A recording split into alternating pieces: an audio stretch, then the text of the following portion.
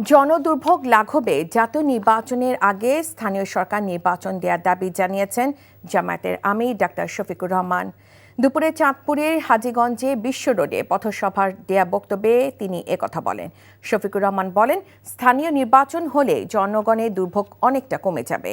এরপর জাতীয় নির্বাচনও দিতে হবে, তবে এক্ষেত্রে আগে কিছু মৌলিক সংস্কার হতে হবে বলেও বলেন। ৫ আগস্টের গণ অভ্যুত্থানের মাধ্যমে যারা দেশকে ফ্যাসিবাদ মুক্ত করেছেন তারা আর দুঃশাসন এবং দুর্নীতি মেনে নেবে না বলে হুঁশিয়ারি দেন জামায়াতের আমির।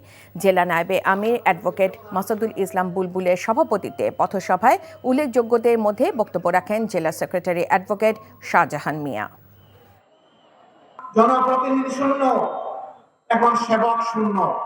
আমরা বলছি আগে তাড়াতাড়ি জনদুর্ভোগ নিরসনের জন্য স্থানীয় নির্বাচন দিতে হবে। স্থানীয় নির্বাচন হলেই জনগণের এই দুর্ভোগটা থাকবে। তারপরে অবশ্যই জাতীয় নির্বাচনও দিতে হবে।